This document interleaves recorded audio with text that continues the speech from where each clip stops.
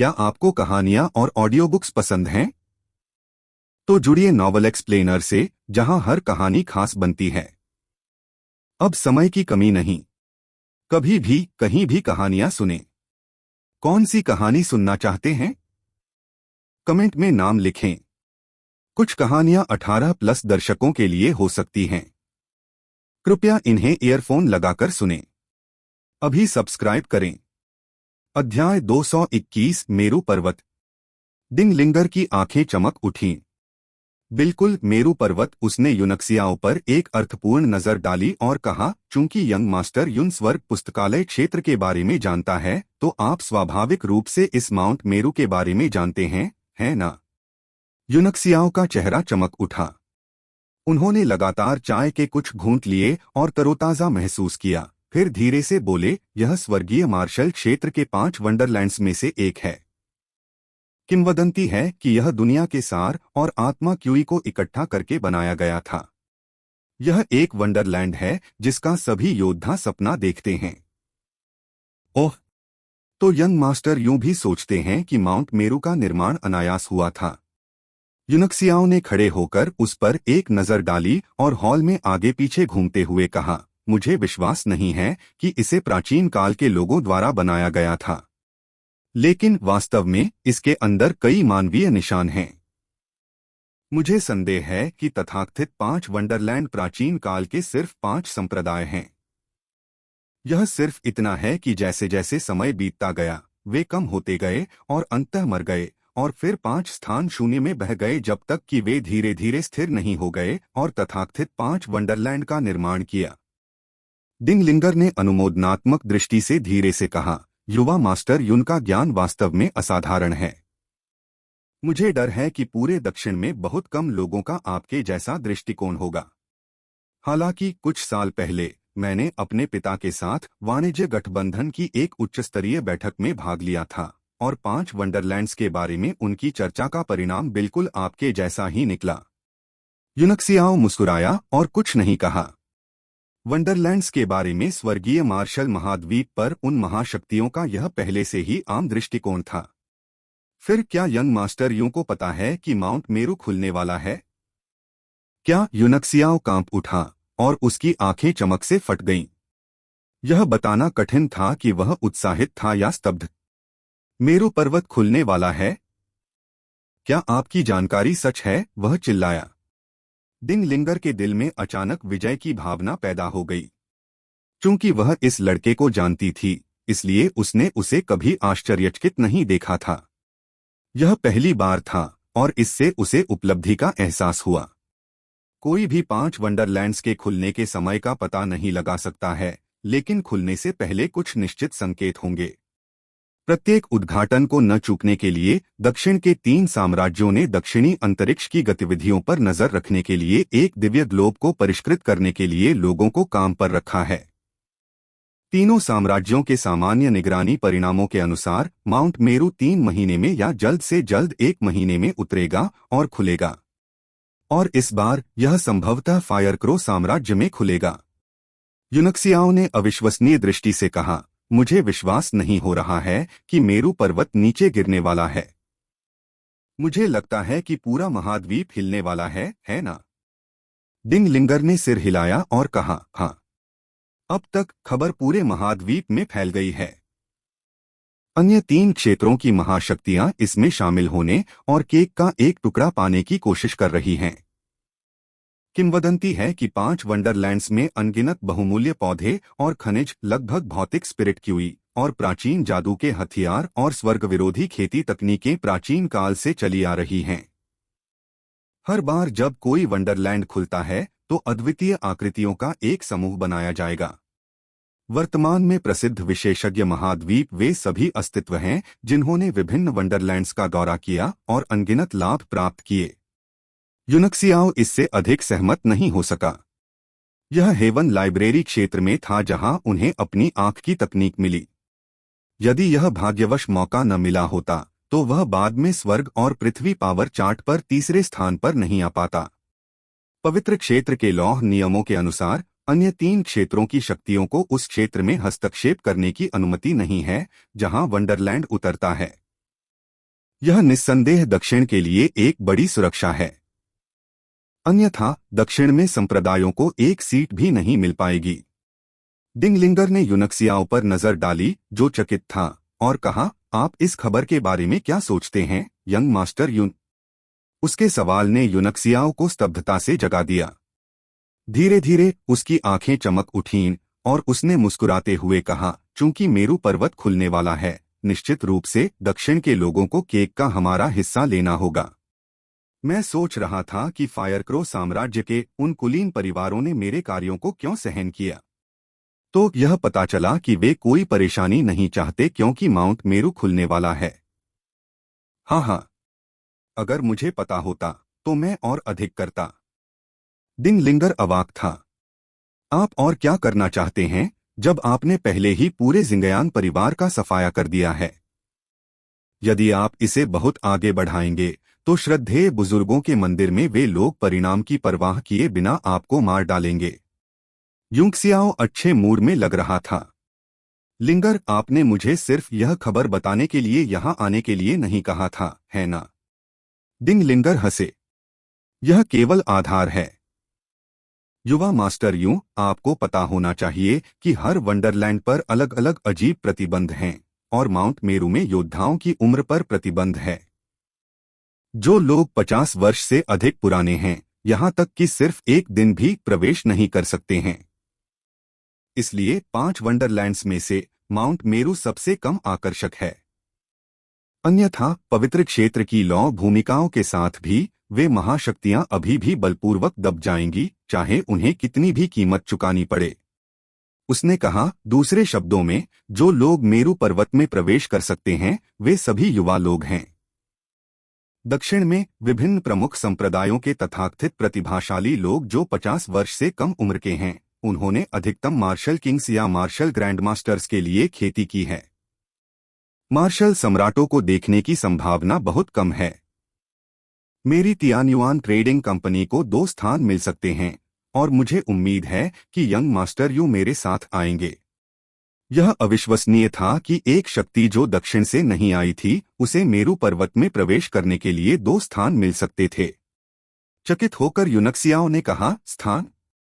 मेरू पर्वत केवल प्रवेश करने वालों की उम्र को सीमित करता है, लोगों की संख्या को नहीं। डिंगलिंगर रुका और यूनक्सियाओ को अविश्वसनीय दृष्टि से देखने लगा। उसकी चकित अभिव्यक्ति को देखकर वह हंसने से खुद को नहीं रोक सकी। युवा मास्टर यून, आप बहुत चतुर व्यक्ति हैं, और आप महाद्वीप के कई रहस्यों को भी जानते हैं, और फिर भी आप दक्षिण के नियमों के बारे में कुछ भी नहीं जानते हैं। यह वास्तव में मुझे उत्सुक बनाता है कि क्या आप वास्तव में दक्षिण से हैं? यूनक्सियाओ हंसा। मुझे यकीन है कि मिस लिंगर ने मेरी पृष्ठभूमि पर गौर किया है, और आप जानते हैं कि मैं तियानशुई राज्यमेली परिवार का एक वास्तविक सदस्य हूं। मिस लिंगर, कृपया तथाकथित कोटा समझाएं। डिंगलिंगर हंसी, लेकिन वह मन ही मन हैरान थी। उसने यूनक्सियाओ की पृष्ठभूमि पर कम से कम 10 बार गौर किया था, और वह पूरी तरह आश्वस्त थी कि कोई समस्या नहीं थी। लेकिन आमतौर पर किसी भी समस्या का मतलब सबसे बड़ी समस्या नहीं होता। किसी भी तरह उसने अपनी शंकाओं को दूर रखा और कहा, हालांकि माउंट मेरू में प्रवेश करने वाले लोगों की संख्या को प्रतिबंधित नहीं किया गया है, लेकिन दक्षिण में शक्तियों के बीच विभिन्न समझौते हैं। कुछ शक्तियों को माउंट मेरू के संसाधनों के साथ अचानक बहुत बड़ा होने से रोकने के लिए उन्होंने प्रवेश करने वाले लोगों की संख्या और अनुपात पर नियम निर्धारित किए हैं। यह वर्तमान शक्ति संरचना की स्थिरता को बनाए रखने के लिए भी है। यूनक्सियाओ ने व्यंग्यपूर्वक मुस्कुराते हुए कहा, कोई आश्चर्य नहीं कि दक्षिण की समग्र शक्ति स्वर्गीय मार्शल क्षेत्र में सबसे कमजोर है। संसाधनों को सभी के लिए खोलने के बजाय वे इसे छिपाते हैं। यदि यह पवित्र क्षेत्र के लौह नियमों के लिए नहीं होता, तो मुझे लगता है कि उन्होंने इस केक को स्थायी रूप से खो दिया होता। डिंगलिंगर ने आह भरी। मैंने भी ऐसा ही सोचा था। हालांकि अगर हम किसी दक्षिणी शक्ति के नेता होते, तो हम अन्य शक्तियों को भी अपने साथ आते नहीं देखना चाहते। इसलिए लोगों के 3 समूह, जिनमें से प्रत्येक एक साम्राज्य का प्रतिनिधित्व करते हैं, इस बात पर सहमत थे कि हर बार कितने लोग प्रवेश कर सकते हैं। संख्या सभी 3 साम्राज्यों के लिए समान होनी चाहिए और फिर इसे 3 साम्राज्यों के भीतर वितरित किया जाएगा। काफी हद तक उचित है, लेकिन प्रत्येक साम्राज्य के भीतर प्रतिस्पर्धा बेहद भयंकर होगी। इस बार प्रत्येक साम्राज्य के लिए कोटा क्या है? विश्वसनीय सूत्रों के अनुसार प्रत्येक साम्राज्य के लिए संख्या 3000 है। जिस साम्राज्य में माउंट मेरू उतरेगा उसे अतिरिक्त 1000 मिलेंगे। यह भी शुरुआती दिनों में निर्धारित किया गया था। इस बार फायरक्रो साम्राज्य में माउंट मेरू के उतरने की संभावना बहुत अधिक है, इसलिए फायरक्रो साम्राज्य में 4000 स्थान होने चाहिए। यूनक्सियाओं ने भौहें सिकोड़ते हुए कहा, कुल केवल 10,000 स्थान। दक्षिण इतना विशाल है और वहां कई शक्तियां, संप्रदाय और परिवार हैं। प्रतिस्पर्धा अत्यंत भयंकर होनी चाहिए। फिर एक साम्राज्य के भीतर स्थानों का वितरण कैसे किया जाएगा? यह अकेले जूटियन संप्रदाय द्वारा तय नहीं किया जा सकता है ना? बिल्कुल नहीं। कोई भी आश्वस्त नहीं होगा। एक साम्राज्य के भीतर स्थानों का वितरण सभी मार्शल सम्राटों और उससे ऊपर के लोगों द्वारा मिलकर तय किया जाएगा। यदि किसी शक्ति के पास एक मार्शल सम्राट है, तो वह कम से कम कुछ स्थानों पर वापस लड़ने में सक्षम होगी। यूनक्सियाओ अचंभित रह गया। क्या इसका मतलब यह नहीं है कि मार्शल सम्राटों के बिना शक्तियां निराशाजनक हैं? डिंग लिंगर ने मुस्कुराते हुए कहा, जरूरी नहीं। लेकिन वे मार्शल सम्राट कोटा का 90% हिस्सा ले लेंगे और 5% का उपयोग साम्राज्य में क्षमता वाले युवाओं को तैयार करने के लिए किया जाएगा। फायरक्रो एम्पायर एक टूर्नामेंट आयोजित करने वाला है, जिसे उम्र के अनुसार 3 श्रेणियों में विभाजित किया जाएगा। इस पद्धति के माध्यम से सबसे बड़ी क्षमता वाले युवाओं का चयन किया जाएगा और फिर उन्हें स्थान दिया जाएगा। शेष 5% नीलामी में जाएंगे। नीलामी यूनक्सियाओं को इसे समझना थोड़ा कठिन लगा। 5% 200 स्थानों के बराबर है और वे नीलामी में जाएंगे। तियान्युआन ट्रेडिंग कंपनी के वित्तीय संसाधनों के साथ 1 दर्जन से अधिक स्थानों को खरीदने में कोई समस्या नहीं होनी चाहिए, है ना? डिंग लिंगर ने व्यंग्यपूर्ण मुस्कान के साथ अपना सिर हिलाया और कहा, टूर्नामेंट में भाग लेने वाले संप्रदायों पर प्रतिबंध है। जिन संप्रदायों के शिष्यों को स्थान दिया गया है, उन्हें भाग लेने की अनुमति नहीं है। लेकिन नीलामी पर कोई प्रतिबंध नहीं है। कोई भी शक्ति, जब तक वे फायरक्रो साम्राज्य से हैं, भाग ले सकते हैं। नीलामी से प्राइमर्डियल पत्थरों का उपयोग माउंट मेरू को खोलने के लिए किया जाएगा और शेष फायरक्रो साम्राज्य के शाही खजाने में जाएगा। कबीला। वह रुकी और फिर धीमी आवाज में बोली, हर बार जब मेरू पर्वत खुलता है तो आवश्यक प्राइमर्डियल पत्थरों की संख्या चौंका देने वाली होती है। यह एक खगोलीय आंकड़ा है और कोई भी शक्ति अकेले इसके साथ बाहर नहीं आ सकती है। हालांकि 200 स्थान हैं, मेरा अनुमान है कि प्रत्येक स्थान की कीमत 1 मिलियन औसत दर्जे के प्राइमर्डियल पत्थरों से कम नहीं होगी। क्या 10 लाख मध्य श्रेणी के प्राइमर्डियल पत्थर? इससे यूनक्सियाओ डर गया और उसने मजाक में कहा, अगर यह सच है मिस लिंगर, तो मैं वह जगह बेच दूंगा जो आप मुझे कुछ पैसों के लिए देंगी। डिंग लिंगर हंसे। ऐसा मत सोचो कि मैं संख्या को जानबूझकर बढ़ाकर आपको डराने की कोशिश कर रहा हूं। आप मेरू पर्वत के लाभों को जानते हैं। सतह पर उन संप्रदायों के अलावा दक्षिण में कई साधु संप्रदाय हैं और वे सभी नीलामी के दौरान दिखाई देंगे और अपने उत्तराधिकारियों और वंशजों की खातिर मार्शल सम्राटों के बिना शक्तियां हर कीमत पर स्थानों के लिए लड़ेंगी। इन शक्तियों को कम मत समझो। इसके अलावा अन्य 3 क्षेत्रों के संप्रदाय गुप्त रूप से अपना सर्वश्रेष्ठ भेजेंगे। यहाँ शिष्य हैं और वे स्थान पाने के लिए बड़ी संख्या में संसाधनों का उपयोग करेंगे। उसने आह भरते हुए कहा, माउंट मेरू कोटा की नीलामी निश्चित रूप से पूरे दक्षिणी क्षेत्र में सबसे गहन और महंगी नीलामी है। यूनक्सियाओ का ऐसा मानना था। उसने आह भरते हुए अपना माथा रगड़ा और कहा, आखिरकार दागों की संख्या बहुत कम है।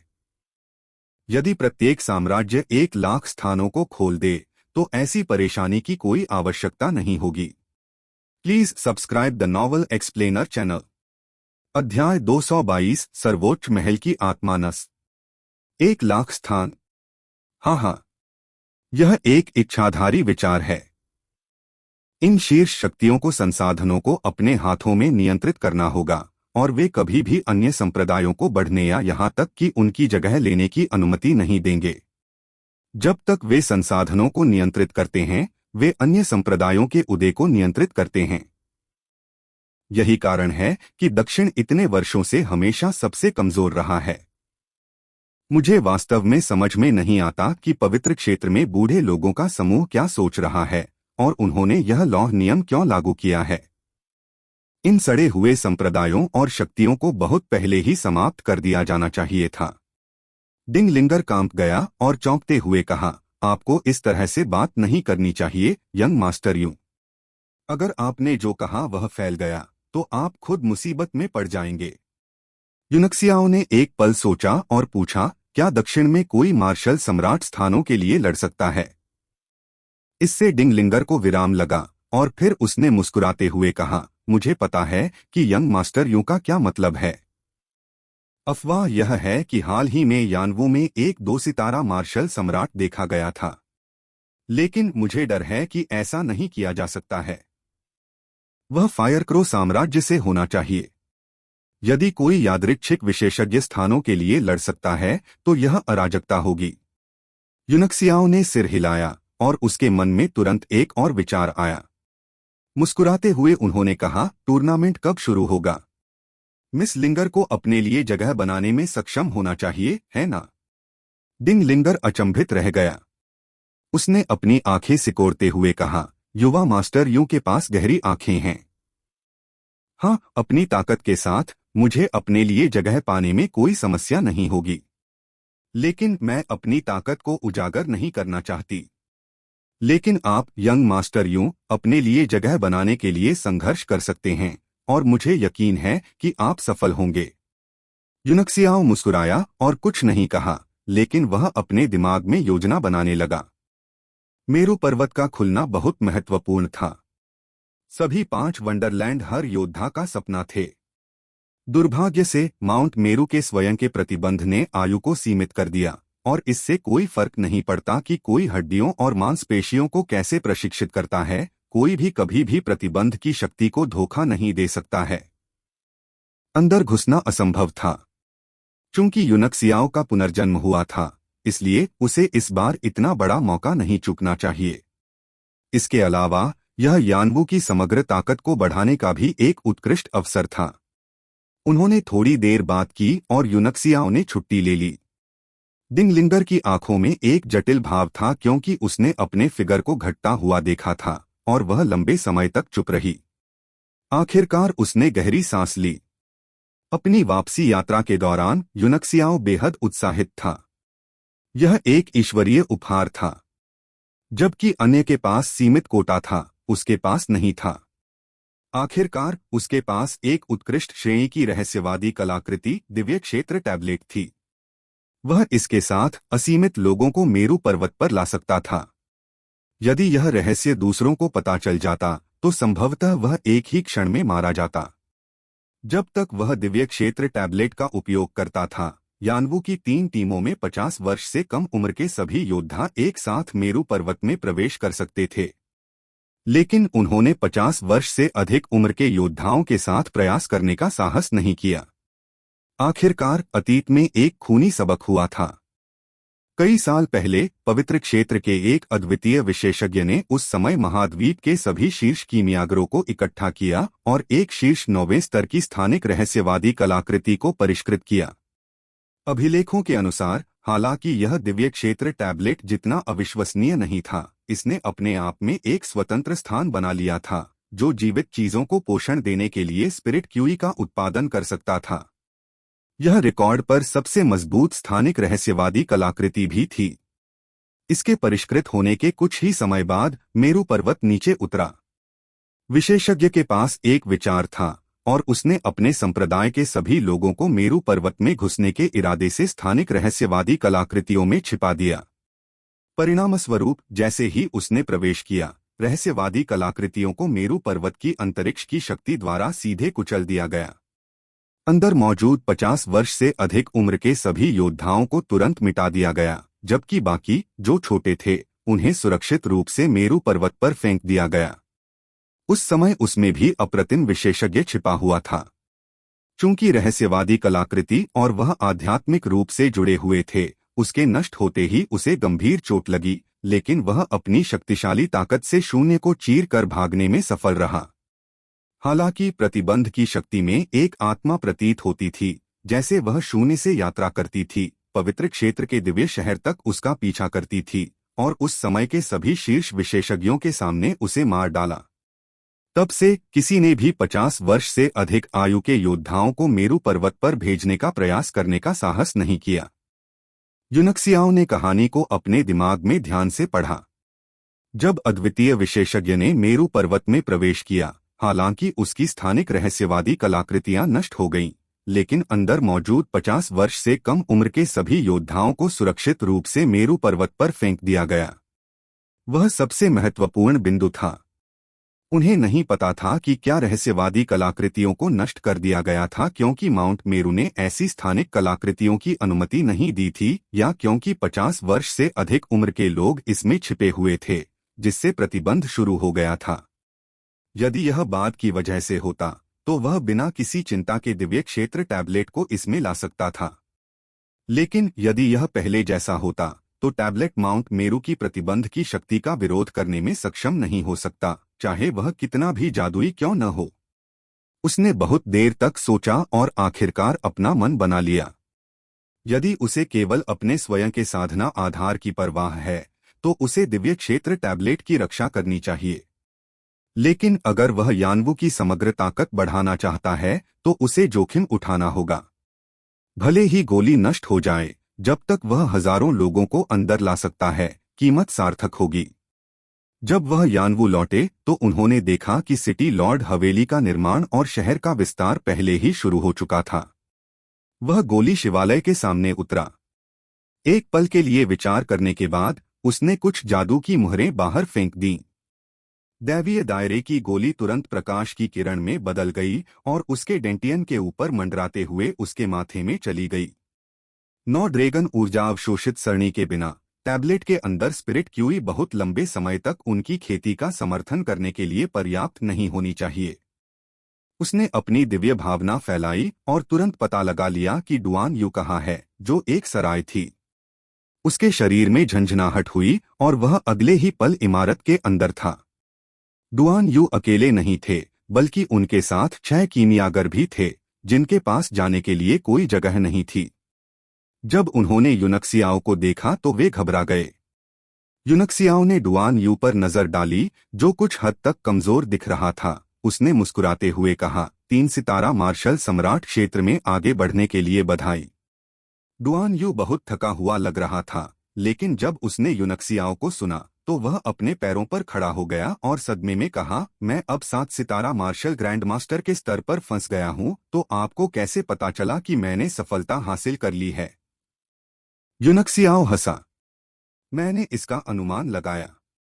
आपकी पिछली ताकत के साथ आपके लिए ब्लू लोटस अर्थ फायर को इतने कम समय में दबाना लगभग असंभव था, जब तक कि आपने कोई सफलता नहीं हासिल की हो। और हालांकि आप अब थके हुए लग रहे थे, आपके चेहरे पर खुशी का संकेत था, इसलिए मुझे पता था कि आप आग पर काबू पाने में सफल हो गए हैं। इसका मतलब है कि आप 3 स्टार्स तक आगे बढ़ चुके होंगे। डुआन यू का चेहरा खाली था और उसने अंततः अपने दिमाग में संघर्ष करना बंद कर दिया। इस सनकी के सामने उसकी बुद्धि, जिस पर उसे हमेशा गर्व था, उसकी सबसे बड़ी कमजोरी बन गई। यूनक्सियाओ ने 6 कीमियागरों की ओर रुख किया और कहा, अपने पूरे शरीर को आराम दें और मेरी दिव्य भावना का विरोध न करें। 6 कीमियागरों ने एक दूसरे पर नजर डाली और फिर उन्हें एक दिव्य अनुभूति का एहसास हुआ जो उन्हें ढक रही थी। यूनक्सियाओ की पुतलियां थोड़ी सिकुड़ गईं क्योंकि उसने एक हाथ से जादू का इशारा किया। अचानक 6 कीमियागर प्रकाश की किरण में बदल गए और उसके माथे में चले गए, दिव्य क्षेत्र टैबलेट में प्रवेश किया। जब उन्हें पता चला कि वे दूसरी दुनिया में आ गए हैं, तो वे आश्चर्यचकित रह गए। तभी उन्होंने दूर से यूनक्सियाओ को उनकी ओर मुस्कुराते हुए देखा। दिव्य क्षेत्र टैबलेट में आपका स्वागत है। आज से आप में से 6 मेरे कीमियागर होंगे। टेबलेट के अंदर यूनक्सियाओ उसका आत्मा रूप था, जबकि उसका असली रूप सराय के अंदर था और उसकी आंखें थोड़ी बंद थीं। चौथे स्तर के कीमियागर के रूप में आगे बढ़ने के बाद टैबलेट के साथ उनका संबंध घनिष्ठ हो गया था। शायद अब समय आ गया है कि वह इसे फिर से परिष्कृत करने का प्रयास करें। आदमी कहाँ है? वे 6 कहाँ हैं? डुआन यू चौंका। उसने अपनी आंखों से देखा कि उनमें से 6 सीधे यूंक्सियाओं के माथे में उड़ गए, और यह पूरी तरह से उसके ज्ञान के विरुद्ध था। भयभीत होकर वह कुछ कदम पीछे हट गया और बोला, तुमने उनमें से सभी 6 खा लिए? यूंक्सियाओ अवाक रह गया। क्या तुम इससे भी अधिक मूर्ख हो सकते हो? मेरे साथ आओ। उसने डुआन यू को खींचते हुए एक रथ को बाहर फेंक दिया और दूर तक उड़ गया। कई घंटों के बाद उन्होंने हजारों मील की यात्रा की और स्पिरिट क्यूई से समृद्ध पर्वत श्रृंखला पर आए। एक घाटी के अंदर इमारतों की कतारें थीं, जहां सुप्रीम पैलेस स्थित था। यूनक्सियाओं ने अपनी दिव्य भावना फैलाई और मीलों के भीतर की हर चीज को अपनी निगरानी में ले लिया। बुरा नहीं, हम यह जगह कुछ समय के लिए उधार ले लेंगे। वहां कौन जाता है? आपकी 100 स्वॉर्ड्स संप्रदाय में परेशानी खड़ी करने की हिम्मत कैसे हुई? नीचे से एक आवाज आई और फिर तलवार की एक किरण ब्लूवुल्फ रथ की ओर बढ़ती हुई बढ़ी। यूनक्सियाओं ने भौहें चढ़ा लीं और कुछ जादू की मुहरें बाहर फेंक दीं। रथ नीली रोशनी में चमक उठा और आकाश से नीचे झपटा, सीधे उस आदमी की ओर उड़ गया जिसने तलवार की किरण छोड़ी थी। पीली शर्ट पहने वह आदमी एक बड़ी तलवार उठा रहा था। तभी उसने रथ को अपनी ओर उड़ते देखा। वह तुरंत अपनी बुद्धि से डर गया और घबराहट में चिल्लाते हुए तेजी से भाग गया, एक दुश्मन हम पर हमला कर रहा है। हालांकि ब्लूवुल्फ रथ केवल तीसरी श्रेणी का वाहन था, लेकिन यह बेहद मूल्यवान था। कोई भी इसे हथियार के रूप में इस्तेमाल करने को तैयार नहीं होगा, लेकिन यूनक्सियाओं को इसकी परवाह नहीं थी। उसने रथ को सीधे आदमी के भीतर घुसा दिया। अंत में 10 मीटर तक जमीन पर फिसलने के बाद उस आदमी को खांसी के साथ खून आने लगा और उसे रथ के नीचे दबा दिया गया। यूंक्सियाओ और डुआन यू एक साथ नीचे चले गए। उल्टी रथ के भार ने उस व्यक्ति की ऊर्जा को अवरुद्ध कर दिया और उसे खून का एक और कौर उगलना पड़ा। तुम्हारी हिम्मत कैसे हुई 100 तलवार संप्रदाय का उल्लंघन करने और यहां तक कि मुझ पर रथ से हमला करने की? क्या आप जानते हैं कि यह आपको मार डालेगा? युवा संप्रदाय नेता। रथ के नीचे उस व्यक्ति को देखकर चारों ओर से लोगों की भीड़ आश्चर्यचकित होकर दौड़ पड़ी। क्या आप ठीक हैं, युवा संप्रदाय नेता? क्या मैं तुम्हें ठीक लग रहा हूं? तुम यहां क्यों नहीं आते और इसे आजमाते हो? उस आदमी ने जमीन पर पड़ा एक पत्थर उठाया और भीड़ पर फेंक दिया। इन दोनों आदमियों को तुरंत नीचे ले जाओ, मैं उन्हें जिंदा कुचल दूंगा। डुआन यू ने हंसते हुए कहा, आप बहुत अच्छे ड्राइवर नहीं हैं। आप उसके पैरों पर कैसे चढ़ गए? आपको उसका गंदा मुंह रथ के नीचे रखना चाहिए था। यूनक्सियाओ भी हंसा। जब मैंने देखा कि वह बिना पूछे हम पर हमला कर रहा है तो मेरे मन में उसे रथ सहित मारने की इच्छा हुई, लेकिन मैंने किसी परिचित से टकराने की उम्मीद नहीं की थी। ओह, आप उसे जानते हैं? डुआन यू ने उत्सुकता से पूछा। जब युवा संप्रदाय नेता ने यह सुना तो उसने ऊपर देखा और यूनक्सियाओं को थोड़ा परिचित पाया। आह, वह अचानक चिल्लाया। युवा संप्रदाय नेता वास्तव में वह व्यक्ति था जिससे यूनक्सियाओं की मुलाकात सुप्रीम पैलेस के उत्सव भोज की यात्रा के दौरान 100 स्वॉर्ड्स संप्रदाय के जियोजियान से हुई थी। जैसे ही उसने यूनक्सियाओं को पहचान लिया, वह गुस्से में आ गया और दहाड़ते हुए बोला, मैं तुम्हें जानता हूं। तुम ध्यान संप्रदाय के शिष्य हो। फुक, एक तुच्छ संप्रदाय के किसी व्यक्ति ने मुझे चोट पहुंचाने की हिम्मत कैसे की? तुम सब किसका इंतजार कर रहे हो? उन दोनों को अभी नीचे ले जाओ। अध्याय 223 जबरन वसूली। अपने चेहरे पर मुस्कान के साथ यूनक्सियाओं ने कहा, मैंने आपको कई दिनों से नहीं देखा है, लेकिन आप अभी भी उतने ही सुंदर दिखते हैं जितना मुझे याद है, यंग सेक्ट लीडर। कमबख्त, तुम्हारी हिम्मत कैसे हुई मेरा मजाक उड़ाने की? तुम मरे हुए मांस हो। और ध्यान संप्रदाय भी जियोजियान पागलों की तरह दहाड़ उठा। उनके आसपास के शिष्य असमंजस में थे, लेकिन जब उन्होंने सुना कि दुश्मन ध्यान संप्रदाय से थे, जो एक नीच संप्रदाय था, तो वे उत्साहित हो गए और लड़ने की भावना से भर गए। हमारे युवा संप्रदाय नेता को रिहा करो और हम तुम्हें पूरा शरीर बख्श देंगे। यदि आप बुद्धिमान हैं तो एक तरफ घुटने टेक दें और अपने भाग्य का फैसला करने के लिए हमारे युवा संप्रदाय नेता की प्रतीक्षा करें। आप किसका इंतजार कर रहे हैं? अब घुटने टेकें। 100 स्वॉर्ड्स संप्रदाय के शिष्य उच्च उत्साह में थे, इशारे कर रहे थे और चिल्ला रहे थे। लेकिन कोई भी ऊपर नहीं गया, क्योंकि उन्हें पता चला कि यूनक्सियाओं के बगल वाले व्यक्ति की ताकत अथाह थी। जब उन्होंने उसके साधना आधार की जांच करने की कोशिश की तो उनकी दिव्य इंद्रियों को कुछ भी नहीं मिला। घुटने टेको। यूनक्सियाओं की पुतलियां सिकुड़ गईं। उसके शरीर से एक ठंडी हवा निकली और उसकी आंखों से एक आध्यात्मिक हमला फूट पड़ा, जो सभी दिशाओं में फैल गया। Plop plop. हर कोई अचंभित रह गया। एक कड़वी ठंड ने उन्हें हांफने पर मजबूर कर दिया और उन्हें अचानक अपने सिर में तेज दर्द महसूस हुआ, जैसे कि उन्हें हजारों सुइयां चुभाई जा रही हों। जैसे ही उनके पैरों से ताकत खत्म हुई, वे चिल्लाने लगे और अगले ही पल वे सभी यूनक्सियाओं के चारों ओर घुटनों के बल गिर पड़े। यूनक्सियाओं ने उपहास किया, ओह, तो जब आपने घुटने टेकना कहा तो आपका मतलब मेरे सामने घुटने टेकना था। जिस तरह से 100 स्वॉर्ड्स संप्रदाय आपके मेहमानों का स्वागत करता है, वह वास्तव में विशेष है। आप सभी अब उठ सकते हैं। डुआन यू ने यूनक्सियाओं को भयभीत होकर देखा, क्योंकि उसे भी आध्यात्मिक हमले का एहसास हुआ था। यहाँ तक कि 7 सितारा मार्शल ग्रैंड मास्टर के अपने वर्तमान साधना आधार के साथ उसे ऐसा महसूस हुआ जैसे उसके सिर को चाकू से काट दिया गया था, जिससे उसे ठंडे पसीने आ गए। स्वर्ग और पृथ्वी पावर चार्ट में शीर्ष 10 मार्शल सॉवरेन में से प्रत्येक ने न केवल मार्शल आर्ट को चरम पर पहुंचाया, बल्कि दुनिया को हिला देने वाली अद्वितीय तकनीकों में भी महारत हासिल की। और यूनक्सियाओं ने शीर्ष 10 मार्शल सॉवरेन में से एक बनने के लिए जिस चीज पर भरोसा किया वह यह आंख की तकनीक थी, जिसने दिमाग पर हमला किया और जिसके खिलाफ बचाव करना बेहद मुश्किल था। जब तक उसके शत्रु की आत्मिक शक्ति उसकी तुलना में कमजोर थी, तब तक वह अपनी आत्मिक शक्ति पर भरोसा करके अपनी आंखों से प्रचंड आक्रमण कर सकता था। अपने पिछले जीवन में 9वें स्तर के कीमिया संप्रभु के रूप में दुनिया में कुछ ही लोग उनकी आत्मिक शक्ति की बराबरी कर सकते थे। चौथे स्तर के कीमियागर बनने के बाद उनकी आत्मिक शक्ति में धीरे धीरे सुधार होने के साथ उनकी नेत्र तकनीक की शक्ति अंततः दिखाई देने लगी। तुम क्या कर रहे हो? क्या तुम पागल हो?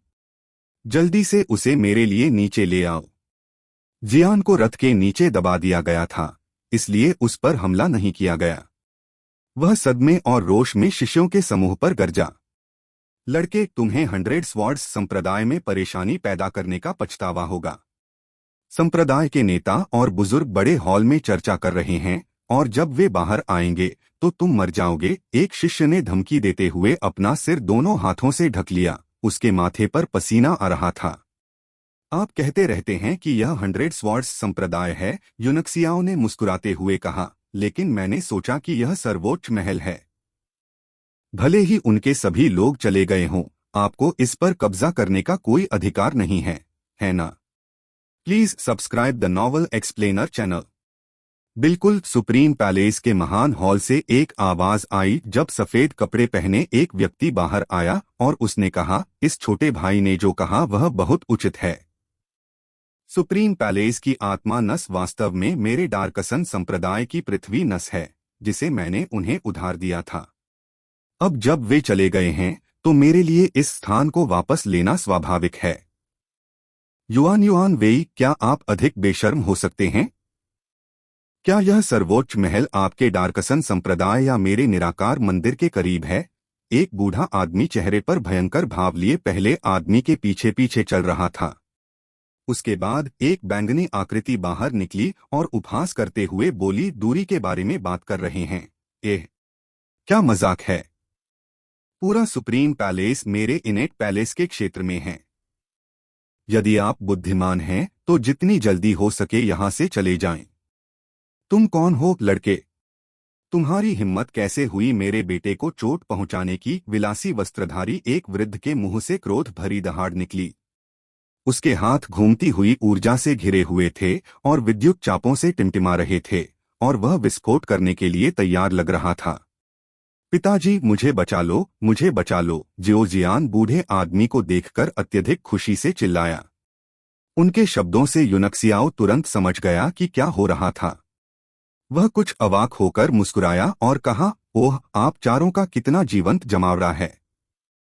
क्या स्पिरिट माउंटेन या कीमती जमीन उसी की होती है जो इसके करीब रहता है?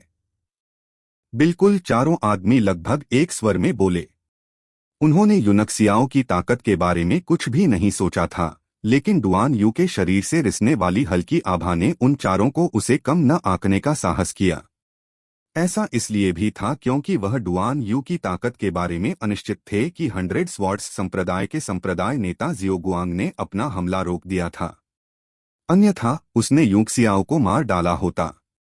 यूंगसियाओ की आंखें ठंडी थीं और उसने मजाकिया मुस्कान के साथ कहा, ठीक है, मेरी राय में 100 स्वॉर्ड्स संप्रदाय, डार्कसन संप्रदाय, निराकार मंदिर और इनेट पैलेस की आध्यात्मिक पहाड़ियां और कीमती भूमि सभी मेरे यानवू के बहुत करीब हैं। तुम क्या बकवास कर रहे हो, लड़के? तुम्हारे माता पिता कहाँ हैं? यह समझकर कि तुम जवान हो और अज्ञानी हो, मैं तुम्हें इस बार माफ कर दूंगा। अब मेरी नजरों से दूर हो जाओ। जो गलत कमाई का लालची है, वह अपने लिए मुसीबत लाएगा।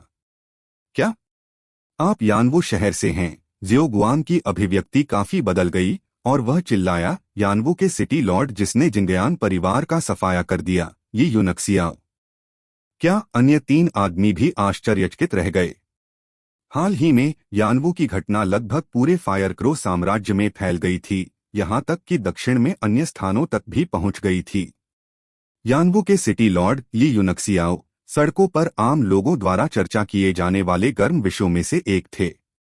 यानवू यहां से हजारों मील दूर है। क्या सिटी लॉर्ड ली पूरे स्पिरिट माउंटेन को खोदकर वापस लाना चाहते हैं? डार्कसन संप्रदाय के संप्रदाय नेता ने गहरी आवाज में पूछा। वास्तव में यानवू को दुनिया की number 1 trading company Marriott treasures store का समर्थन प्राप्त है, तो आप अभी भी हमारे साथ संसाधनों की इस छोटी सी राशि के लिए क्यों लड़ना चाहते हैं? निराकार मंदिर के मठाधीश ने सोचा कि यानवू असंख्य खजाने के भंडार की एक शाखा थी। हालांकि इनेट पैलेस के महल स्वामी ने कहा, सिटी लॉर्ड ली एक अद्भुत युवा हैं, इसलिए स्वाभाविक रूप से उन्हें इस सस्ती जगह की परवाह नहीं है। आप मेरी मदद क्यों नहीं करते? आप हमेशा मेरे इनेट पैलेस के दोस्त रहेंगे। उसने मौके पर ही यूनक्सियाओ को लुभाया, जिससे अन्य 3 भद्दे लग रहे थे, खासकर जियोगुआंग। अपने बेटे को, जो अभी भी रथ के नीचे संघर्ष कर रहा था, देखते हुए उन्होंने गहरी आवाज में कहा, सिटी लॉर्ड ली, कृपया पहले मेरे बेटे को रिहा करें। हम उसके बाद बात कर सकते हैं। यूनक्सियाओ ने जियोजियान पर नजर डाली। उसके मन में उस आदमी के प्रति कोई शत्रुता नहीं थी, बल्कि वह केवल उसके अहंकार से परेशान था। फीकी मुस्कान के साथ उसने एक हथेली बाहर फेंकी और रथ को तुरंत हटा दिया।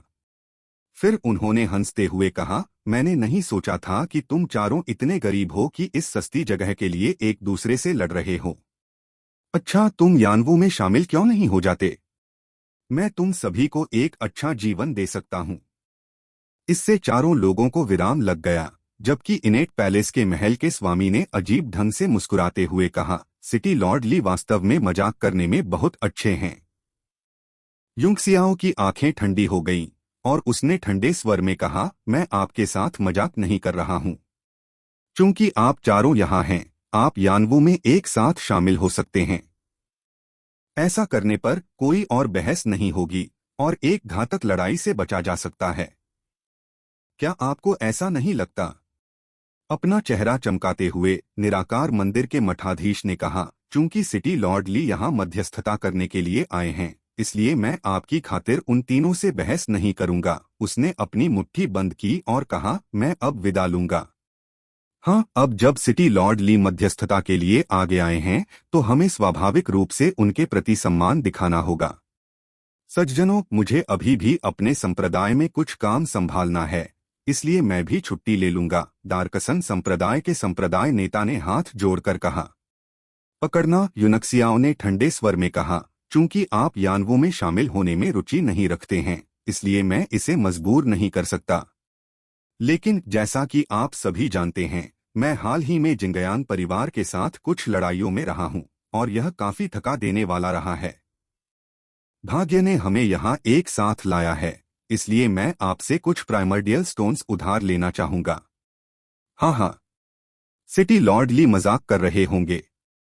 आपका शहर दुनिया की number 1 trading company Marriott treasures store द्वारा समर्थित है। आपको अन्य चीजों की आवश्यकता हो सकती है, लेकिन आपके पास प्रिमोर्डियल स्टोन्स की कभी कमी नहीं होगी। इनेट पैलेस का महल स्वामी हंसा, लेकिन उसके चेहरे पर एक अनिच्छा झलक रही थी। ओहो, मुझे चुटकुले सुनाने से सबसे ज्यादा नफरत है। यदि आप मुझे अपना मित्र मानते हैं, तो आप में से प्रत्येक मुझे 50,000 मध्य श्रेणी के प्रिमोर्डियल स्टोन्स उधार देगा। अन्यथा आप मुझे अपना मित्र नहीं मान रहे हैं। जहां तक उन लोगों की बात है जो मुझे मित्र नहीं मानते, हम। ऐसा कहते ही यूनक्सियाओं की आंखें ठंडी हो गईं और जब वह खर्राटे लेने लगा, तो उसके अंदर से एक अदृश्य आध्यात्मिक शक्ति प्रवाहित हुई। लेकिन डुआन यू ने समय पर अपनी आभा फैला दी। चारों व्यक्ति सभी वनस्टार मार्शल ग्रैंड मास्टर थे, इसलिए जब वे यूनक्सियाओं की आत्मा की शक्ति से हिल गए और डुआन यू की दमनकारी शक्ति को महसूस किया, तो उनके चेहरे पीले पड़ गए और वे पीछे हटते रहे। क्या आप यानवों में शामिल होना चाहते हैं या मुझे 50,000 मिडिल ग्रेड प्रिमोर्डियल स्टोन्स उधार देना चाहते हैं? अगर आपको लगता है कि हमारे बीच की दोस्ती 50,000 मिडिल ग्रेड प्रिमोर्डियल स्टोन्स के लायक नहीं है, तो मुझे हमारे रिश्ते को तोड़ने में कोई आपत्ति नहीं है। चारों आदमी बेहद भद्दे लग रहे थे। उन्होंने यूनक्सियाओं की आंखों से पढ़ा कि अगर उन्होंने दोस्ती तोड़ने का फैसला किया तो संभवतः उनका जीवन एक साथ समाप्त हो जाएगा। वे चारों ठंडे पसीने से भीगे हुए थे। यह उनके जीवन में पहली बार था कि उन्हें इतनी जबरदस्त जबरन वसूली का सामना करना पड़ा। जो लोग उनसे जबरन वसूली करने के लिए पर्याप्त ताकतवर थे, वे सभी बड़ी प्रतिष्ठा वाले व्यक्ति थे और वे उनके साथ ऐसा कभी नहीं करेंगे। भले ही सिटी लॉर्ड ली को तत्काल आवश्यकता हो, लेकिन ऐसा कोई रास्ता नहीं है जिससे हम अपने साथ इतने सारे आदिम पत्थर ला सकें। निराकार मंदिर के मठाधीश ने उदास चेहरे के साथ कहा। चिंता मत करो, यूनक्सियाओं ने हाथ हिलाते हुए एक कागज और कलम निकाला और 4 समान वचन पत्र लिखे। फिर उसने उन्हें चारों आदमियों के सामने रखा और मुस्कुराते हुए कहा, आपको सिर्फ नोटों पर अपने अंगूठे के निशान लगाने होंगे। चारों आदमी लगभग बेहोश हो गए। उन्होंने इतना बेशर्म आदमी पहले कभी नहीं देखा था। लेकिन डुआन यू से निकली आभा ने उन चारों को अपना सिर झुकाने पर मजबूर कर दिया। अपने दांत पीसते हुए उन्होंने अपने अंगूठे काटे और प्रत्येक ने एक अलग नोट पर छाप लगाई। अपने चेहरे पर एक बड़ी मुस्कान के साथ यूनक्सियाओं ने वचन पत्र हटा दिया और दयालुता से कहा, सुप्रीम पैलेस और मैं कुछ हद तक जुड़े हुए हैं, इसलिए मैं कुछ समय के लिए उनकी पुरानी साइट उधार ले लूंगा। अब आप जा सकते हैं। आपको विदा न करने के लिए मुझे क्षमा करें। चारों आदमी गुस्से में थे, लेकिन उनके दिल डर से भी भर गए। बिना कुछ और कहे उन्होंने अपने रथ बाहर फेंक दिए और अपने शिष्यों के साथ चले गए। वे दूसरों का फायदा उठाने के लिए निकले थे। फिर भी अंत में उन्हें न केवल अपमान का सामना करना पड़ा, बल्कि उन पर 50,000 औसत दर्जे के प्रिमोर्डियल स्टोन्स का भी बकाया था। उन जैसे छोटे संप्रदायों के लिए यह बहुत बड़ी क्षति मानी गई। क्या हम इसी तरह ठगे जाएंगे और कुछ नहीं करेंगे? कई मील तक उड़ान भरने के बाद जियोगुआंग ने आवाज प्रसारण के साथ दूसरों को रोक दिया। His face was extremely dark as he said, "You are all prominent figures as well. If we let him bully us like this without doing anything, how are we going to lift our heads in Firecrow Empire in the future? What would other sects think of us?" निराकार मंदिर के मठाधीश ने ठंडे स्वर में कहा, तब आप क्या करना चाहते हैं? ऐसा मत सोचो कि मैं नहीं जानता कि तुम क्या सोच रहे हो। तुम्हारा बेटा उससे आहत हुआ था और तुम बदला लेना चाहते हो। हमारी गिनती करो। मुझे विश्वास नहीं है कि तुम यानवू की ताकत के बारे में नहीं जानते हो। अध्याय 224 विशाल आदिन क्यूई। इनेट पैलेस के मालिक का चेहरा भी उदास था। इसने चुपचाप जिंगयांग परिवार का सफाया कर दिया था, जिससे पूरा फायरक्रो साम्राज्य आधे महीने तक घबरा गया था। उसके बाद एक मार्शल सम्राट प्रकट हुआ। उसने जिंगयांग हुओ को मार डाला और यहाँ तक कि उसकी ब्लू लोटस अर्थ फायर भी ले ली। हम यहाँ तक कि ली यूनक्सियाओं के पीछे का योद्धा भी हमारे संप्रदायों को मिटाने के लिए काफी मजबूत है। उस मार्शल सम्राट का तो जिक्र ही नहीं। वास्तव में हमारी खाल महत्वपूर्ण है, लेकिन हमारा जीवन और नींद अधिक महत्वपूर्ण है। जियो गुआंग, मैं आपको खुद को नियंत्रित करने की सलाह देता हूं। हम यानवू को नाराज करने का जोखिम नहीं उठा सकते, दारकसन संप्रदाय के संप्रदाय नेता ने दयालुता से कहा। उन तीनों ने कुछ और क्षणों तक चर्चा की। अलग अलग दिशाओं में उड़ने से पहले सभी आहें भर रहे थे। बेहद भद्दे भाव के साथ जियो गुआंग भी अपने सभी शिष्यों के साथ 100 स्वॉर्ड्स संप्रदाय की ओर उड़ गया। 4 लोगों के चले जाने के बाद डुआन यू ने क्रोधित होकर कहा, क्या आप वास्तव में इतने लालची हैं जब तक आप अपनी त्वचा की देखभाल नहीं करते? मुझे नहीं लगता कि आप इतने गरीब हैं। आखिरकार आप एक शहर के स्वामी हैं और मैंने सुना है कि आप असंख्य खजाने की दुकान द्वारा समर्थित हैं। क्या यह सच है? यूनक्सियाओं ने अपना सिर हिलाया और कहा, बेशक यह नकली है। अगर मुझे असंख्य खजाने की दुकान द्वारा समर्थित किया गया था, तो क्या मुझे अभी भी प्राइमर्डियल स्टोन्स इकट्ठा करने के लिए बहुत कुछ करने की आवश्यकता होगी? इस दुनिया में कोई प्राइमर्डियल स्टोन्स के बिना कैसे खेती कर सकता है? उन्होंने पाया कि जब उन्होंने तानाशाह बॉडी टैंपरिंग तकनीक का अभ्यास करना शुरू किया, तो प्राइमर्डियल स्टोन्स ने उन्हें एक स्तर तक आगे बढ़ने में मदद की, जो कि उनके पिछले जीवन की तुलना में कुछ गुना या यहाँ तक कि 1 दर्जन गुना अधिक था। और दक्षिण सागर की यात्रा के बाद उसका दिल पूरी तरह से डूब गया। उसने लगभग सभी आत्मा क्यूई को एक कुंभु दिव्य वृक्ष में समाहित कर लिया था, जो हजारों वर्षों से विकसित हुआ था, और फिर भी वह केवल एक प्रमुख क्षेत्र तक ही आगे बढ़ने में कामयाब रहा। यदि किसी भी सामान्य योद्धा को स्पिरिट क्यूई की उतनी ही मात्रा दी जाती जब तक उसका शरीर इसे सहन कर सकता है, तो इस बात की अच्छी संभावना है कि वह पहले ही मार्शल ग्रैंडमास्टर या यहाँ तक कि मार्शल सुप्रीम बनने में सफल हो चुका होता। उसे ऐसा महसूस होने लगा कि उसका शरीर एक अथाह गड्ढा है। यदि यह जारी रहा तो वह एक दिन खेती के लिए आवश्यक आदिकालीन पत्थरों को वहन करने में सक्षम नहीं होगा। वह वास्तव में एओ चांगकोम से पूछना चाहता था कि उसने एक मार्शल संप्रभु के शिखर तक कैसे पहुंचाया।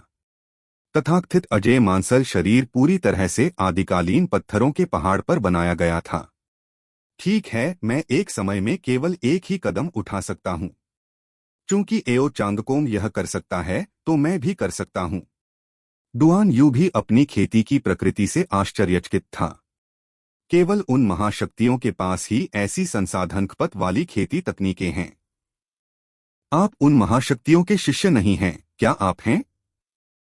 स्वर्गीय मार्शल महाद्वीप नाममात्र रूप से पवित्र क्षेत्र द्वारा शासित था, लेकिन इस दुनिया में अभी भी कुछ शक्तिशाली संप्रदाय और कुलीन परिवार थे जो पवित्र क्षेत्र से कम शक्तिशाली नहीं थे। ऐसी शक्तियों को स्वर्गीय मार्शल महाद्वीप पर महाशक्तियां कहा जाता था, और वे अपने पैरों के एक प्रहार से पूरी दुनिया को हिला सकती थीं। यूनक्सियाओं ने खर्राटे लेते हुए कहा, काश मैं होता, लेकिन मुझे डर है कि कोई ताकत मुझे अंदर नहीं ले जाएगी।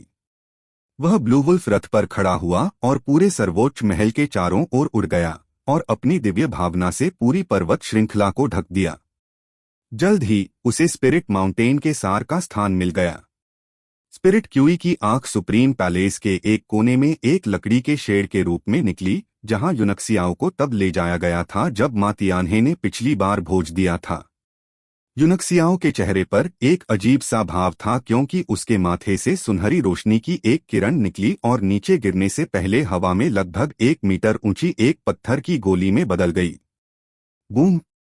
दिव्य क्षेत्र टैबलेट सीधे स्पिरिट क्यूई की आंख के ऊपर उतरा और जमीन में एक पौधे की तरह मजबूती से जड़ जमा गया। उस समय सभी दिशाओं से भूमिगत स्पिरिट क्यूई की धाराएं एकत्रित होने लगीं। युंगसियाओ की दिव्य भावना के तहत उसके पैरों के नीचे की धरती समुद्र में बहने वाली हजारों नदियों की तरह बढ़ती आत्मा क्यूई से भर गई थी।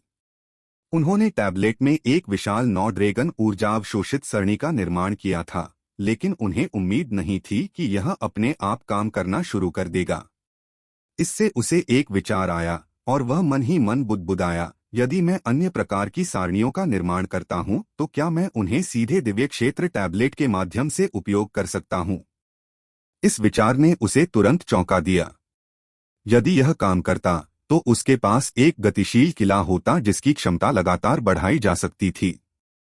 यह क्या है? डुआन यू ने चमकते दिव्य दायरे टैबलेट को आश्चर्य से देखा, स्पष्ट रूप से महसूस करने में सक्षम था कि यह कितना असाधारण था। युनक्सियाओ ने कहा, मेरे साथ आओ। अपनी दिव्य भावना को आराम दो और मेरी दिव्य भावना के मार्गदर्शन का विरोध मत करो। उसने डुआन यू को खींच लिया और वे हवा में मंडराते हुए केवल एक कदम के साथ टैबलेट में प्रवेश कर गए। डुआन यू अचंभित रह गया। उसने अपनी आंखें मलीं और अपना दिव्य भाव फैलाया और भयभीत होकर इधर-उधर देखा और कहा, यह यहाँ मुझे मत बताओ कि हम अब पत्थर की पट्टिका के अंदर हैं, और मुझे यह मत बताओ कि यह एक स्थानिक रहस्यवादी कलाकृति है जिसका अपना स्वतंत्र स्थान है।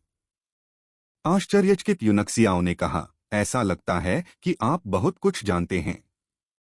इस महाद्वीप पर बहुत से लोग एक रहस्यमय कलाकृति के बारे में नहीं जानते हैं। यहाँ तक कि कीमियागर भी इसके अस्तित्व के बारे में नहीं जानते होंगे। डुआन यू वहीं स्थिर हो गया और उसके मस्तिष्क ने सोचने की क्षमता पूरी तरह से खो दी। स्वर्गीय मार्शल क्षेत्र में यह कहा गया था कि प्राचीन सर्वशक्तिमान विशेषज्ञ थे जो स्वर्ग और पृथ्वी को तोड़ सकते थे और पृथ्वी, जल, अग्नि और वायु के तत्वों के साथ अपनी खुद की एक छोटी सी दुनिया बना सकते थे। महाद्वीप पर समय समय पर अवतरित होने वाले 5 वंडरलैंड के बारे में अफवाह थी कि ये प्राचीन सर्वशक्तिमान विशेषज्ञों द्वारा बनाई गई छोटी दुनिया हैं। और किंवदंतियों में कुछ पौराणिक आंकड़े थे जो इस तरह की छोटी दुनिया को विकसित और परिष्कृत कर सकते थे, और कुछ उन्हें रहस्यमय कलाकृतियों में एकीकृत करके एक बहुत ही अनोखे प्रकार का अस्तित्व बना सकते थे, जिसे स्थानिक रहस्यवादी कलाकृतियों के रूप में जाना जाता था। स्थानिक रहस्यवादी कलाकृतियां और भंडारण रहस्यवादी कलाकृतियां दो अलग अवधारणाएं थीं और वे तुलनीय नहीं थीं। भंडारण रहस्यमय कलाकृतियों को सरणियों के माध्यम से रहस्यवादी कलाकृतियों के साथ स्थान को संपीड़ित और एकीकृत करके बनाया गया था, और उनका उपयोग चीजों को संग्रहित करने के लिए किया जा सकता था। इस बीच स्थानिक रहस्यवादी कलाकृतियां पृथ्वी, जल, अग्नि और वायु के तत्वों के साथ स्वतंत्र छोटी दुनिया थीं। यह स्थान वास्तव में एक स्थानिक रहस्यवादी कलाकृति का आंतरिक भाग है। डुआन यू का दिमाग पूरी तरह से खाली था और वह खुद से बुदबुदाया, हजारों साल पहले पीढ़ी के अद्वितीय विशेषज्ञ बाइलिजुन ने पूरे स्वर्गीय मार्शल महाद्वीप की ताकत इकट्ठा की और नूह के स्वर्गीय जहाज नामक एक स्थानिक रहस्यवादी कलाकृति को परिष्कृत किया, लेकिन माउंट मेरू में यात्रा करते समय इसे नष्ट कर दिया गया। बाद की पीढ़ियों के बीच कई विवाद और बहसें हैं। कीमियागर इस बात पर चर्चा कर रहे हैं कि क्या नूह का स्वर्गीय जहाज एक स्थानिक रहस्यवादी कलाकृति थी। लेकिन अब मेरे सामने वह रुका और फिर अविश्वसनीय रूप से बोला, यह निश्चित रूप से एक वास्तविक स्थानिक रहस्यवादी कलाकृति है जो केवल किंवदंतियों में मौजूद है, और यह नूह का स्वर्गीय जहाज नहीं है। मुझे विश्वास नहीं हो रहा है कि स्वर्गीय मार्शल महाद्वीप पर कोई दूसरी स्थानिक रहस्यमय कलाकृति है। युनक्सियाओ ने अनुमोदन करते हुए मुस्कुराते हुए कहा, ऐसा लगता है कि आप काफी जानकार हैं, यहाँ तक कि नूह के स्वर्गीय जहाज के बारे में भी जानते हैं। मुझे यकीन है कि जहाज निश्चित रूप से एक स्थानिक रहस्यवादी कलाकृति है, लेकिन दुर्भाग्य से मैंने इसे नहीं देखा है। हालांकि मुझे यह भी यकीन है कि इसका ग्रेड निश्चित रूप से मेरे दिव्य दायरे टैबलेट से अधिक नहीं है। दिव्य क्षेत्र टैबलेट के अंदर पहले से ही हजारों लोग खेती कर रहे थे। वे सभी इस पर आश्चर्यचकित रह गए और किसी को नहीं पता था कि यह खजाना स्वर्ग को चुनौती देने वाला अस्तित्व था। लेकिन डुआन यू को पता था। यह चीज न केवल स्वर्ग विरोधी थी, यह अपने आप में एक दुनिया थी जिसके अपने नियम थे। यह अफसोस की बात है कि मैं इतना मजबूत नहीं हूं और अभी तक इस खजाने को पूरी तरह से परिष्कृत नहीं कर सकता। हमारे बीच बस कुछ आध्यात्मिक संबंध हैं, यूनक्सियाओं ने अफसोस के साथ कहा। परिष्कृत करें। दुआन यू ठंडे पसीने में भीग गया था। यदि यूनक्सियाओ इस स्थानिक रहस्यवादी कलाकृति को पूरी तरह से परिष्कृत कर सके तो वह इस दुनिया में वास्तविक सर्वोच्च अस्तित्व बन जाएगा। उसका हर कदम और शब्द इस दुनिया का शासन होगा। इससे वह यहाँ भगवान बन जाएगा। दक्षिण सागर से वापस आने और इस दिव्य क्षेत्र टैबलेट के साथ फिर से संपर्क करने के बाद मुझे अतिरिक्त अंतर्दृष्टि प्राप्त हुई है। इस अवधि के दौरान आप टैबलेट के अंदर खेती करेंगे। मैंने यहाँ 9 ड्रैगन ऊर्जा अवशोषित सरणी का निर्माण किया है, इसलिए स्पिरिट क्यूई बाहर की तुलना में 10 गुना अधिक समृद्ध है। मैं इस टैबलेट पर एक अच्छा अध्ययन करना चाहता हूँ। स्तब्ध डुआन यू के लिए जगह की व्यवस्था करने के बाद यूनक्सियाओ शून्य में तैरने लगा और मौन होकर ध्यान करने लगा। पूरी गोली में मौजूद स्पिरिट क्यूई विशाल रस्सियों में बदल गई क्योंकि वे सभी दिशाओं से उसकी ओर आ रही थीं। अब अवशोषित करो नियति की एक क्यूई। यूनक्सियाओ ने दोनों हाथों से कुछ मंत्रोच्चार किए। उसका शरीर एक सुनहरी रोशनी में चमक उठा और फिर लगभग साकार आत्मा क्यूई पागलपन से उसमें घुसने लगी। लेकिन उन्हें लग रहा था कि यह पर्याप्त नहीं है। हाथ हिलाने पर उसके चारों ओर विभिन्न आदिकालीन पत्थर दिखाई देने लगे जो चमकते बैंगनी आदिम क्रिस्टलों से मिश्रित थे। उन्होंने हजारों मीटर तक फैले हुए आकाश को लगभग नष्ट कर दिया। ये सभी उसके आदिम पत्थर और आदिम क्रिस्टल थे। दिव्य दायरे टैबलेट के अंदर भले ही प्राइमर्डियल क्यूई हवा में बिखरी हुई हो, यह बर्बाद नहीं होगी। विस्फोट। बूम। यूनक्सियाओ ने एक मुक्का मारा और हवा का एक शक्तिशाली झोंका फैल गया और प्राइमर्डियल पत्थरों को कुचल दिया, जिससे उनमें मौजूद प्राइमर्डियल क्यूई की एक बड़ी मात्रा निकल गई। वह यहीं नहीं रुका, बल्कि कुछ ही सांसों के अंतराल में हजारों मुक्के मारे, जिससे आसमान में धुंध छा गई। प्रिमोर्डियल क्यूई के विशाल विस्तार से लिपटे हुए उनकी आकृति धीरे धीरे फीकी पड़ गई। फिर उसने पागलपन से आत्मसात करना और खेती करना शुरू कर दिया। यदि यह कोई अन्य वनस्टार मार्शल लॉर्ड होता जिसने यूनक्सियाओ की तरह स्पिरिट क्यूई को पागलपन से अवशोषित कर लिया होता, तो वह अपने शरीर के विस्फोट से मर गया होता। लेकिन उसका डेंटियन एक अथाह गड्ढे की तरह था जो कभी नहीं भरेगा, चाहे इसमें कितनी भी स्पिरिट क्यूई डाली जाए। इसके बजाय आत्मा क्यूई को सीधे एक अजीब शक्ति में परिवर्तित कर दिया गया और उसके मांस द्वारा अवशोषित कर लिया गया। उसकी हड्डियों, मेरिडियन, त्वचा और अन्य भागों में विलय कर दिया गया, जिससे उसके अंदर की हर संरचना को पोषण मिला। तानाशाह बॉडी टैंपरिंग तकनीक के दूसरे स्तर पर पहुंचने के बाद उसकी शारीरिक शक्ति उसके साधना आधार की हर प्रगति के साथ साथ बढ़ती गई। हालांकि यदि वह अपने शारीरिक शरीर को चरम स्तर तक पहुंचाना चाहता है और अपने साधना आधार को एक साथ तोड़ना चाहता है, तो आवश्यक आत्मा क्यूई की मात्रा बस भयावह होगी। यूनक्सियाओ की अब यही सबसे बड़ी चिंता थी। वह अब अपने शरीर को अलग रखकर अकेले अपनी क्यूई विकसित नहीं कर सकता था, उसे दोनों पर काम करना था। और उसके शरीर को प्राइमर्डियल क्यूई की भारी मात्रा की आवश्यकता थी जो उसकी साधना गति में बहुत बाधा डालेगी। यह तानाशाह बॉडी टैंपरिंग तकनीक का नुकसान हो सकता है। हर चौंकाने वाली मार्शल तकनीक में कुछ हासिल करने के लिए अत्यधिक दृढ़ता और प्रयास की आवश्यकता होती है। अब उसे अंततः समझ में आ गया कि स्वर्ग और पृथ्वी शक्ति चार्ट के शीर्ष पर मार्शल संप्रभु तानाशाह एओ चांदकोम की स्थिति भाग्य की बात नहीं थी।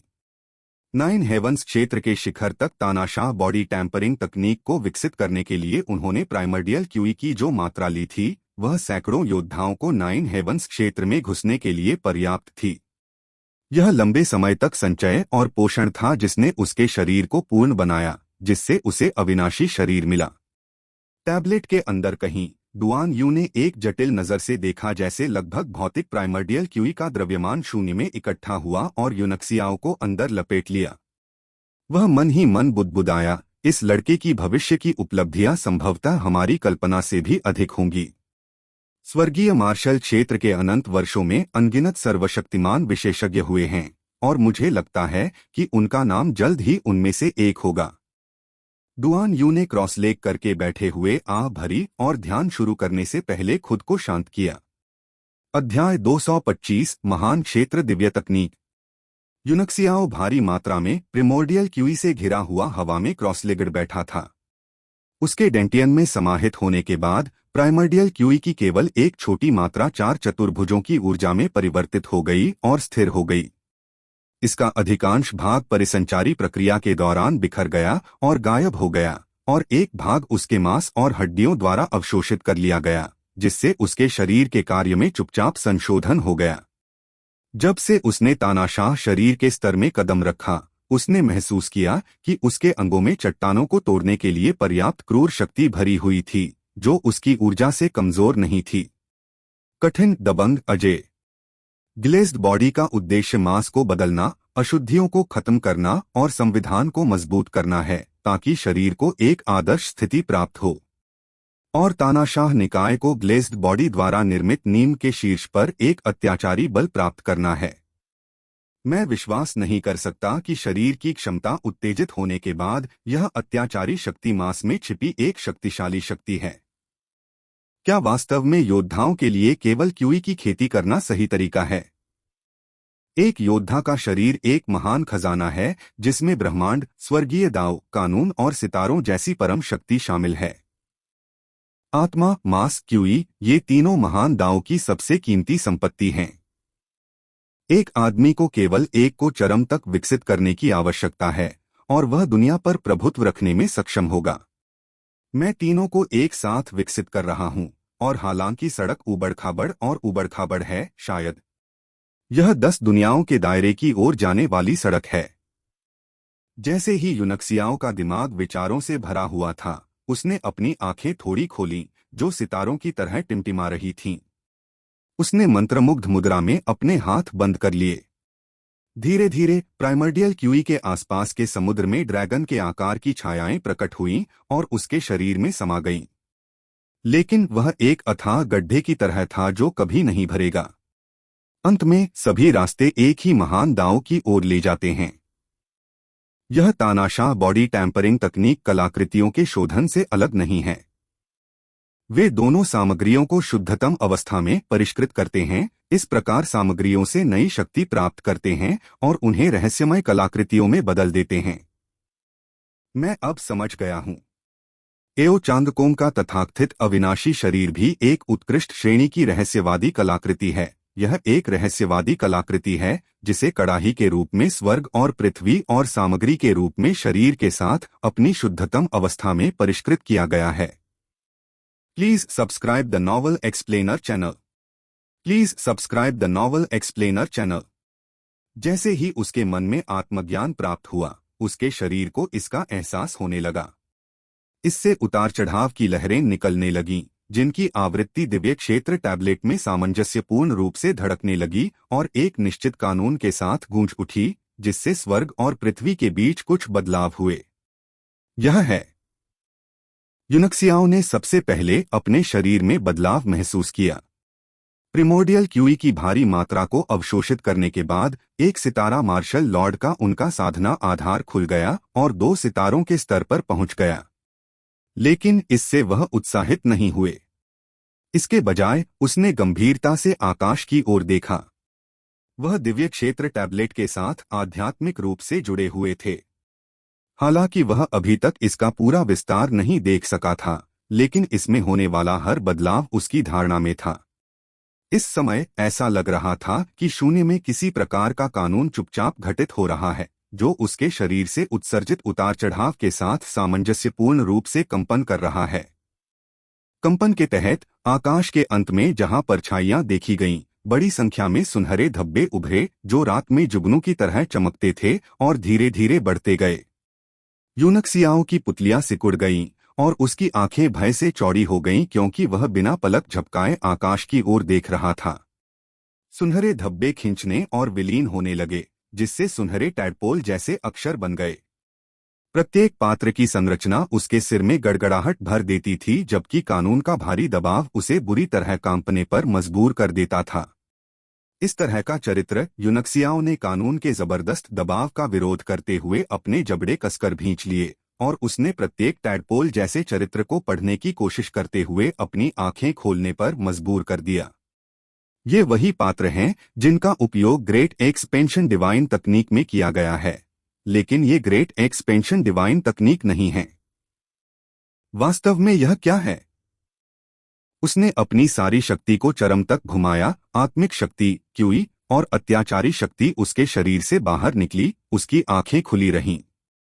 जल्द ही उसकी आंखों की पुतलियों से खून की 2 धाराएं बहने लगीं, लेकिन उसे इसका अंदाजा नहीं हुआ।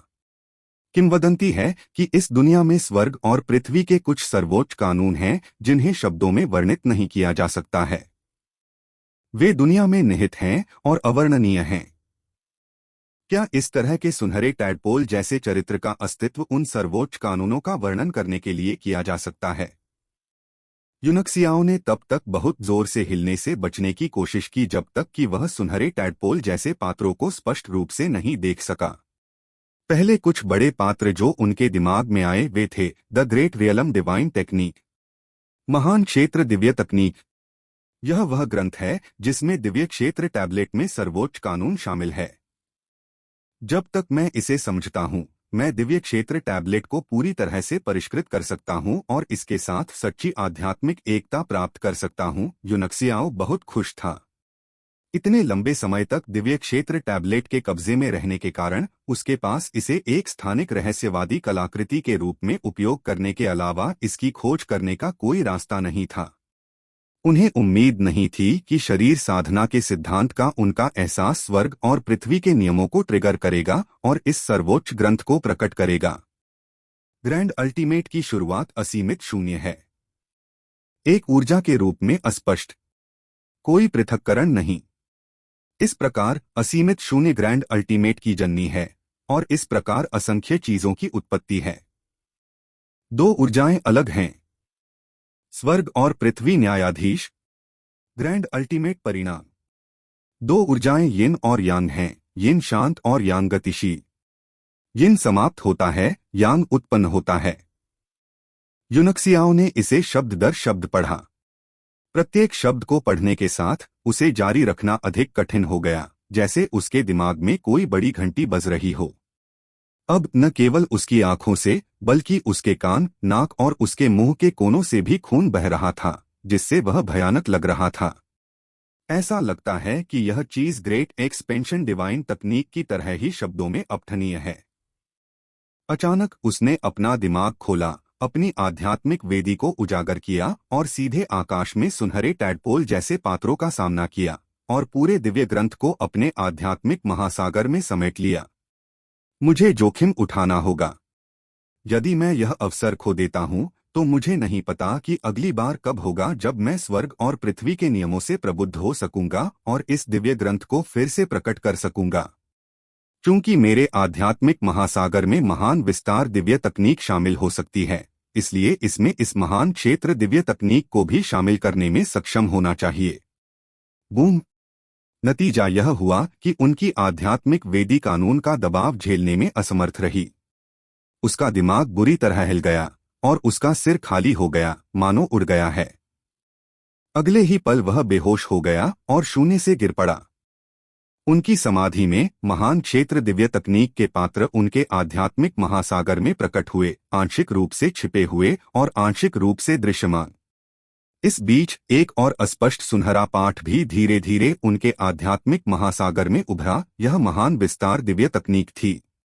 इसकी विषय वस्तु उसके दिमाग में एक समय में एक शब्द गूंजती रही, दिल की तरह लगातार धड़कती रही।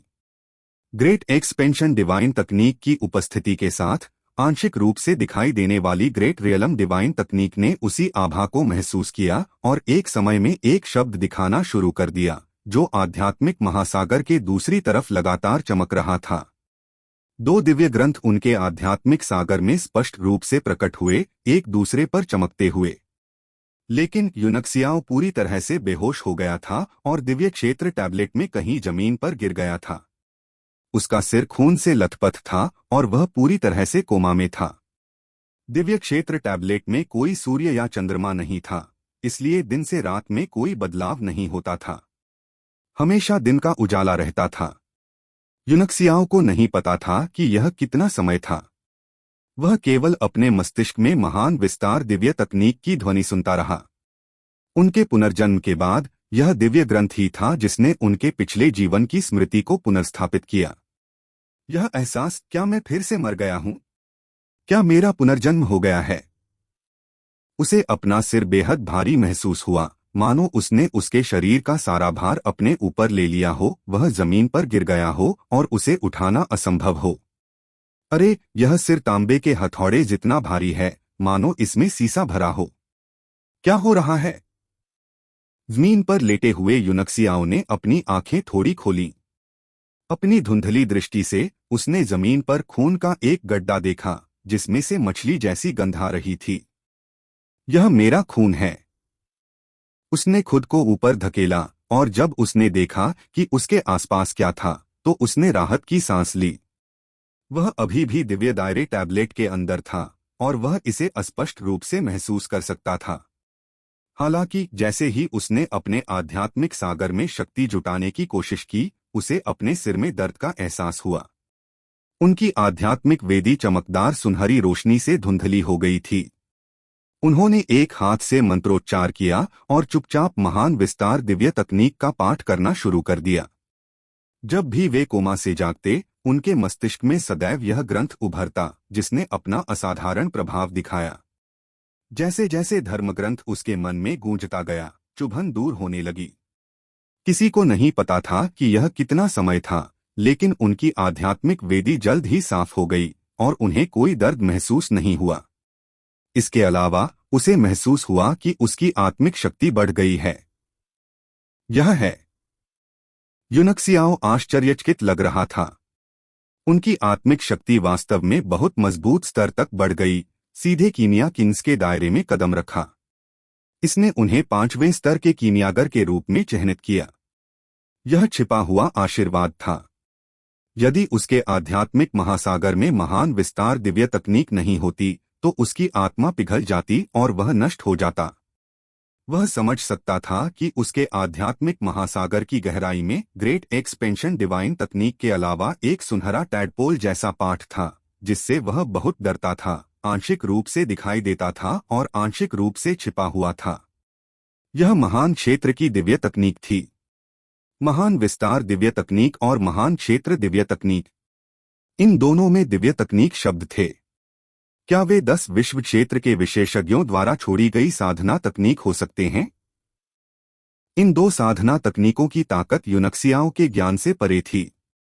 उन्होंने संदेहपूर्वक कहा, लेकिन महाद्वीपीय इतिहास के अभिलेखों में 10 विश्व क्षेत्र के विशेषज्ञों का कोई वर्णन नहीं है। काफी देर तक गहन विचार करने और किसी नतीजे पर न पहुंचने के बाद उन्होंने अनुमान लगाना बंद कर दिया। कम से कम वह जानता था कि यह महान क्षेत्र दिव्य तकनीक दिव्य क्षेत्र टैबलेट को नियंत्रित करने की कुंजी थी। सावधानी से उन्होंने अपनी दिव्य भावना को अपने आध्यात्मिक महासागर में अस्पष्ट क्षेत्र में भेजा और महान क्षेत्र दिव्य तकनीक का अध्ययन करना शुरू कर दिया। ग्रैंड अल्टीमेट की शुरुआत असीमित शून्य है। एक ऊर्जा के रूप में अस्पष्ट, कोई पृथक्करण नहीं। इस प्रकार असीमित शून्य ग्रैंड अल्टीमेट की जननी है। जब तक उन्होंने इसका 1/4 हिस्सा ही पढ़ा था, उन्हें बहुत थकान महसूस होने लगी। उसे यह देखकर आश्चर्य हुआ कि उसकी आत्मशक्ति, जो अभी अपने अधिकतम स्तर पर थी, समाप्त हो चुकी थी। उसकी पलकें झुक गईं और उसे नींद आने लगी। यूनक्सियाओ ने अचानक अपने दांत भींच लिए और उसका मुंह तुरंत खून से भर गया। लेकिन वह थोड़ा शांत भी हो गए। वह सदमे में पालथी मारकर बैठ गया और सुनहरे टैडपोल जैसे पाठ को पढ़ते हुए महान विस्तार दिव्य तकनीक को घुमाने लगा। इससे उसकी थकी हुई आत्मशक्ति को पोषण मिला और उसे बेहतर महसूस हुआ। और क्योंकि वह आध्यात्मिक रूप से दिव्य क्षेत्र टैबलेट से जुड़ा हुआ था, उसे उन पात्रों से कुछ समझ आ रहा था। इस प्रकार असंख्य चीजों की उत्पत्ति हुई। 2 ऊर्जाएं अलग हैं। स्वर्ग और पृथ्वी न्यायाधीश, ग्रैंड अल्टीमेट परिणाम। 2 ऊर्जाएं यिन और यांग हैं। यिन शांत और यांग गतिशील। यिन समाप्त होता है, यांग उत्पन्न होता है। इस बार वह धर्म ग्रंथ का 1/3 भाग तक पढ़ने में सफल रहे, परंतु उसके बाद उसने अपनी आत्मशक्ति को कितना भी घुमाया, वह पाठ के बाद वाले भाग को पहचान नहीं सका। उसने देखा कि उसके आध्यात्मिक महासागर की गहराई में एक अराजकता तैर रही थी। कई कोशिशों के बाद आखिरकार उसने आह भरी और पूरी तरह से हार मान ली। धर्मग्रंथ का शेष 2/3 भाग तभी पढ़ा जा सका जब उसकी आत्मशक्ति पुनः सुधर गई।